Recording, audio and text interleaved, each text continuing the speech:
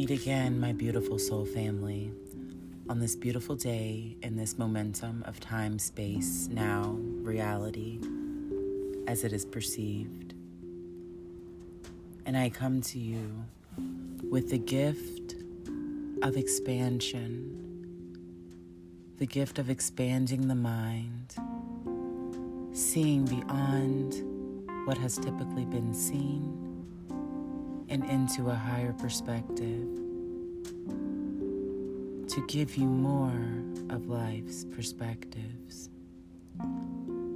I thank you for joining me as always. I do also ask that you follow me and subscribe to all of my spaces.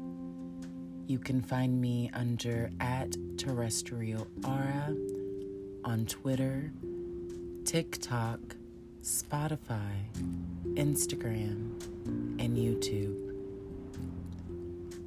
So for today's topic, we will be touching on a matter that could be perceived by some as maybe a bit touching taboo. But what is taboo in a world where everything is perceived? What is taboo in a world of lives that live through their own make and belief? And that is the topic at hand, my loves. Is the universe mental, as the Hermetic principles and many different religions state? Or is life something that is so innate that is not made by what we create? I feel this is a very valid question, and I also feel that, like all things, this is a perception-based answer and question.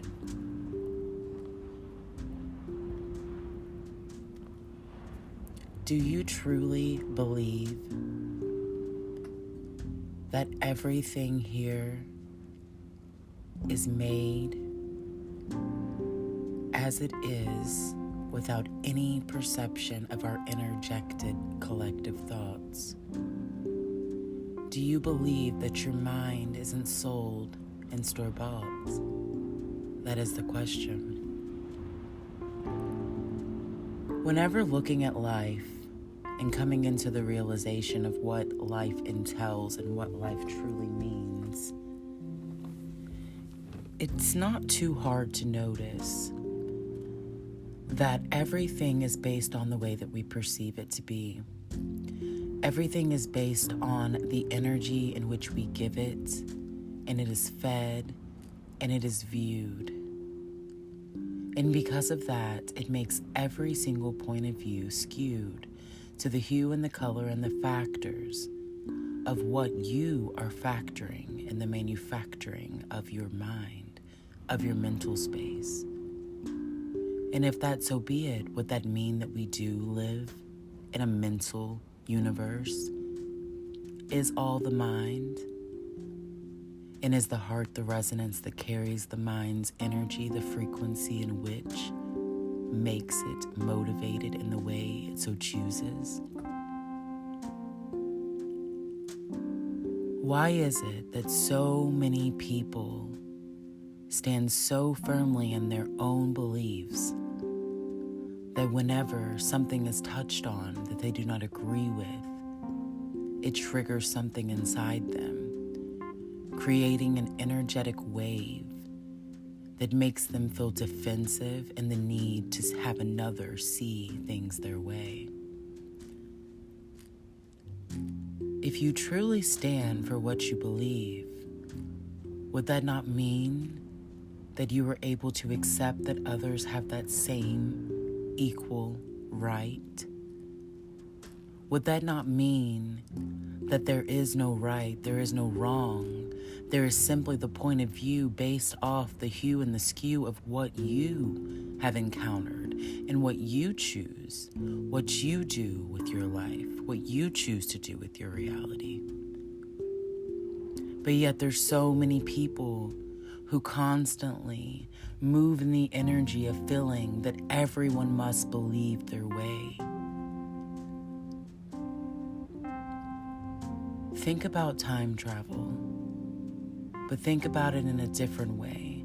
Think about the fact that when you hear the frequency of another's point of view, the energy of someone else in their algorithmic tune, and how it impacts you, whether it be in a positive form or a negative form, or even just the form of expansion, as I hope to be able to offer you in this space. Think of how if you never heard that person, how that energy would not co-create to create a new conception and perception of reality based off of the energy in which you feel. Think about how that quantum field would never had been opened. Time travel isn't something so far off in a distant future that can't fully be perceived yet. Time travel is the momentum of the speed of thought and the energy in which you are, from my perception. But the beauty of that is that you don't have to see it through my perspective. You don't have to see things as I do. But do understand that by hearing this point of view, you've now been skewed. You've now been opened into a new energy of thought that gives you the ability to process it however you so choose. And just like time travel, choosing your actions is literally the makeup of the matter of changing your timeline. Time traveling, moving in a momentum of an energy in a different momentum of speed, pace, direction than you once did before. If you choose to never move, the universe will naturally move you by default. But if you choose to make your moves in the way that you see best fit, in a way that most resonates with you, does that not give a sense of power? A sense of power of control over your own actions, over your own objectives and goals?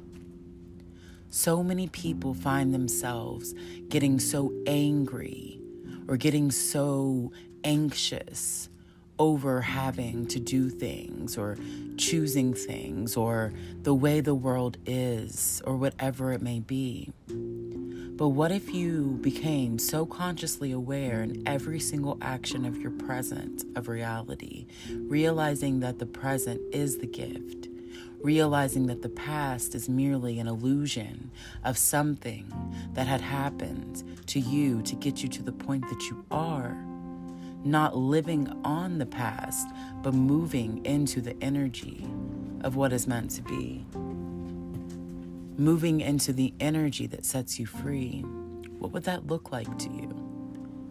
What would it look like to be so consciously aware that every action that you take creates a new energy, a new timeline?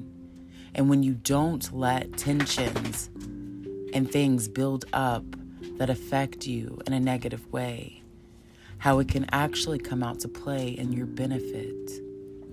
Because being aware of your actions is the objective. Being aware of your thoughts is limiting the projection of what the world is and how you perceive it to be. Setting ourselves free from the prisons of ourselves, the prisms of ourselves, will be the only way that we can truly change the fate of our own destiny, creating the highest timelines for ourselves, living our lives exactly as they're meant to be, removing ourselves from these outside hells. Life, the universe, it's all mental because it's merely the projection of how we receive it to be. I'm not telling you this for you to agree. I'm simply asking that you expand your mind, your universe into a world where you can perceive that everything that you think you are making a belief. That's all for now, my loves. I hope that this podcast gives you some food for thought, and I hope that it makes you wander a little out of the realm of yourself and see from a little bit of a higher point of view, realizing that every single thing that we do is skewed based off of how we perceive it to be. Again, I ask that you follow me in all of my spaces at Terrestrial Aura. I would love to hear any feedback on any comments that you may have in pertinence of this message. I send you love. I send you peace. And until we meet again, my soul friends, I'll talk to you soon.